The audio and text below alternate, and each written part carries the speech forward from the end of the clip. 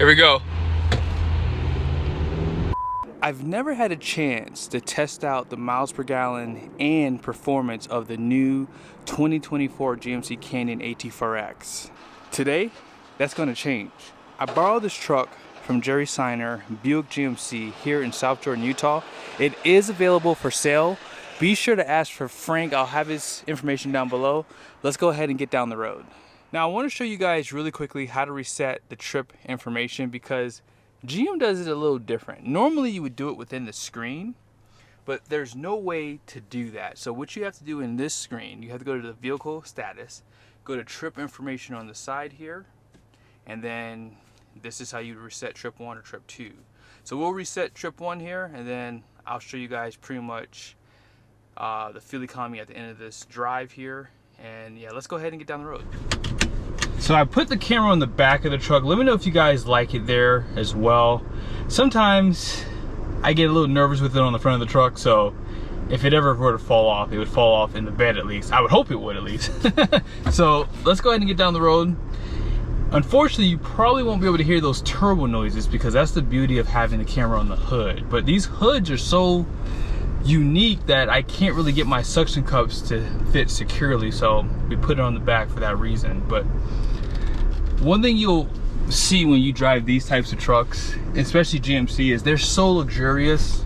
There's nothing wrong with buying this over a full-size pickup truck. Like the amount of features that you get inside the interior. I mean, this truck has ventilated seats. I actually have them on right now. We're gonna see how well they work. I have the AC on. It also has dual climate control, so if you and your spouse don't really like the temperature control the same, then hey, you can change that too. But if you're driving this truck around town, you do notice how big it is. Like, this is actually a pretty big truck, and it's taller than what you would expect a mid-size truck to be because it does have a 3-inch lift over like the elevation, right? Or actually no, I think the elevation is lifted too. I think that might have a 2-inch lift, but this has a 3-inch lift for sure. And the Chevys are the ones that have, I think, a 2-inch on the Trail Boss. Then this has the 3-inch, and then the regular ones have no lift, right? So this has a 3-inch over like a regular Colorado, basically, right? But having the 2.7 engine, it feels like it has more than enough power to get this truck going, right? And when you hit the brakes, oh yeah. See, GM trucks have some of the best brakes, and that's all from the HD segment down to this mid-size pickup here. And I like the line of visibility. Like, there is no grab handle on the driver's side, and that's actually a good thing because it does give you better visibility. And there is one on the passenger side. But yeah, I like the overall visibility. If you need more, you can knock down the headrest in the back, and so that's nice benefit to have too if you just want to be able to see more out the back window. They don't have the 4K camera, which kind of sucks for the rearview mirror, and that is a nice advantage too. That way you don't have to keep adjusting the mirror. But yeah, the brake feel in here is very secure. And let's go ahead and put on the signal. It does have the 3-tap, which is something GM's been doing for a long time. I like this screen layout too. You have a digital gauge cluster, and actually I forgot to reset the trip 1, so I'm gonna go ahead and do it at this light here since we're not really comparing it to anything else. But yeah, the seats definitely feel stiff. That's just something that GM does. I mean, maybe the stiffer seats will get softer. I plan on keeping my GMC for a little bit longer, so I'll let you guys know how they break in, right? I think having too soft of a seat can make your back hurt on the bottom. So having a little bit stiffer seat might work out better for some people. But let's go ahead and talk about the performance, and then I'll show you guys the 0 to 60. Here's a 2.7 liter 4-cylinder Turbo Max. It's gonna be good for 310 horsepower, 430 pound-feet of torque, made it to an 8-speed transmission, and out back the axle ratio is gonna be a 342. Let's see how it accelerates to 60. Unfortunately, we can't do the 0 to 60 quite yet because it's not working, so no surprise there. It's like they don't like me or something. It's the worst device I've ever bought in my life. Don't buy draggy. Let's go ahead and get down the road. I just reset the fuel economy one last time, and yeah, so frustrating. But yeah, we'll probably do it at some point in the video. I just want to get done because I got a lot to do today, because I gotta do some Toyota Tacoma videos.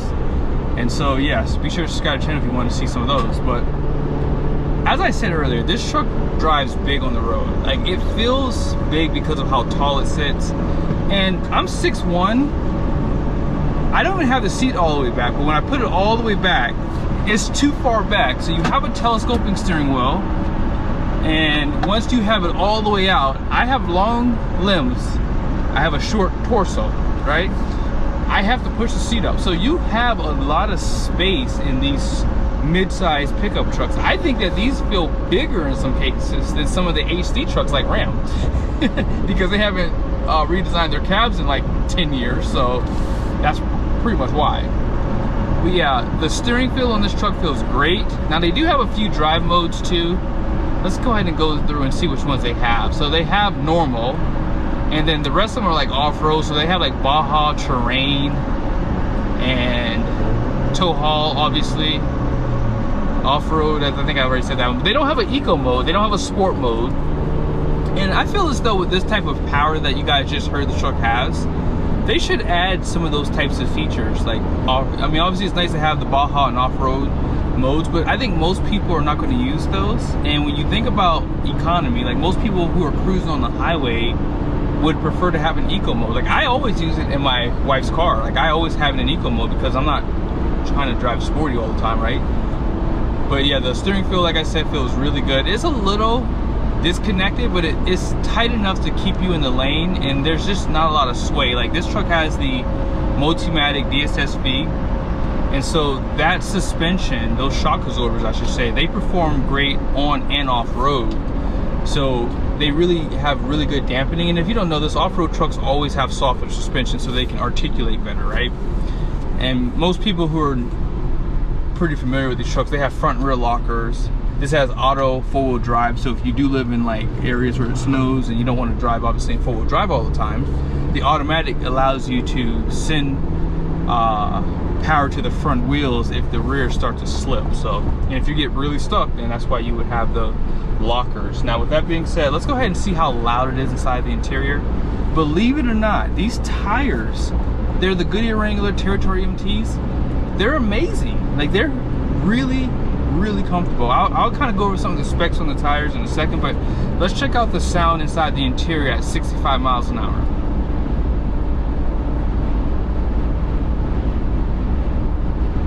So 64 by the window is going to be 67 out back.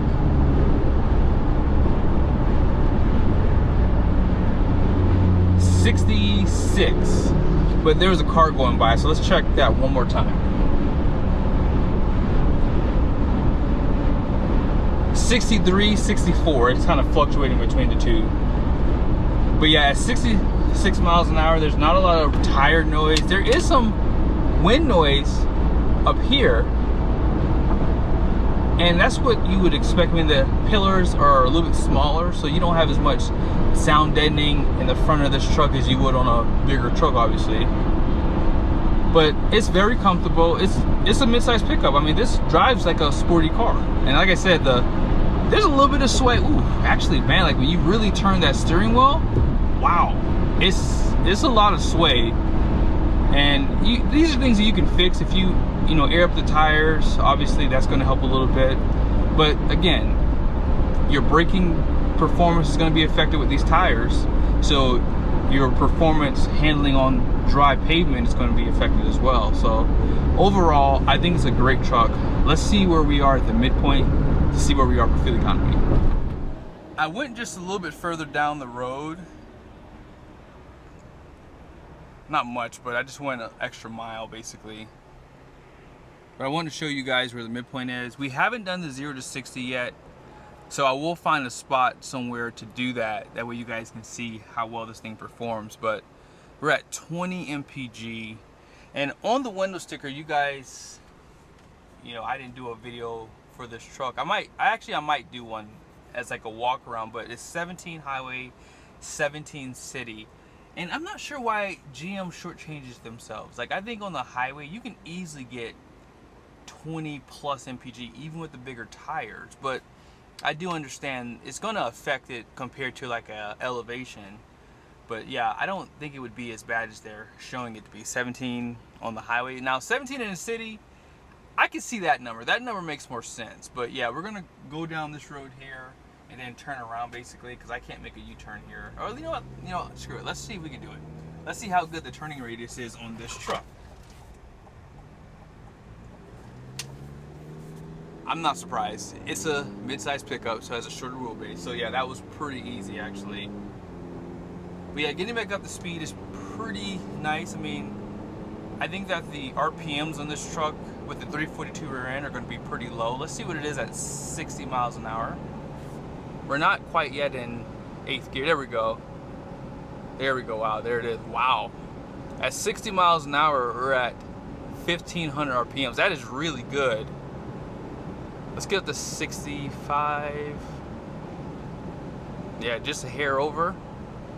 And then what I'll do is when we get back on the highway, I'll show you guys 70 and 75 miles an hour. But that's pretty good RPM. So that's what's going to really help with your fuel economy. And them using that 342, like normally with these 8 and 10 speed transmissions, they don't need like the 410s, the 373s, things like that. Ford uses a 373. I believe the Toyota Tacoma uses like a 338 rear. So yeah, they typically use lower or higher gearing, I should say, versus the lower gearing. Here we go.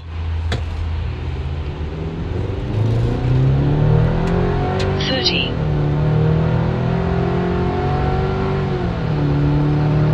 60.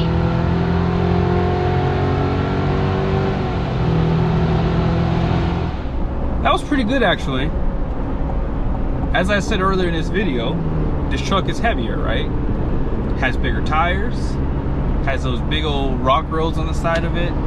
So yeah, you're gonna lose a little bit of performance with this setup here. But as far as the temperatures go, let me show you that, and then I'll show you guys the RPMs, and I'll show you where we finish off at with the fuel economy. But we did lose like a few MPGs with that 0 to basically 80 miles an hour.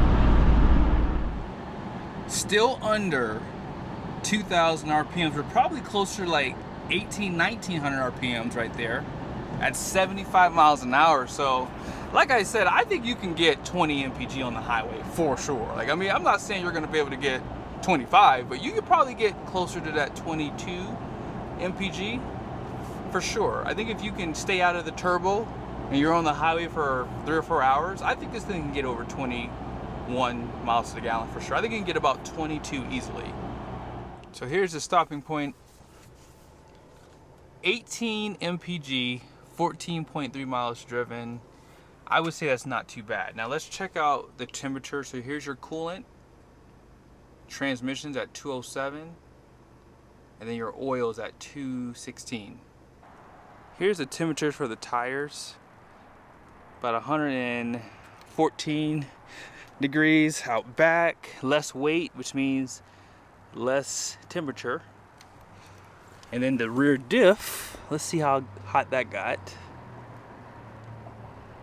About 128. Interesting. I did the transmission down there, but I couldn't get an accurate reading because it's only showing like 130 degrees. And lastly, let's get behind the turbo on that manifold right here. Whew. There it is. I saw about 300 a little earlier. It's about 250 on the housing. And lastly, here is the heads right there. About 167 degrees. But that will pretty much end the video. 18 MPG.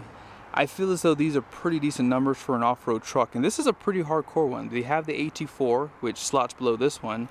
They both have the wide body, but this one has these more aggressive tires, has a rock rail, so it's going to be a little bit heavy, but the 80 package gives you like different bumpers, winch, 35s, which I don't think you really need all that stuff. I think that this is the perfect spec. It has ventilated seats on the interior, dual climate control. It's just nice. So for under 58 grand, it does sound like a lot of money because it is for midsize, but it's a luxury off-road truck that GM offers today. And I think the Toyota Tacomas TRD Pro and Trailhunter are going to be priced around $60,000. So I would say that this is a really good contender, and I would definitely buy this if I was in need of a midsize pickup.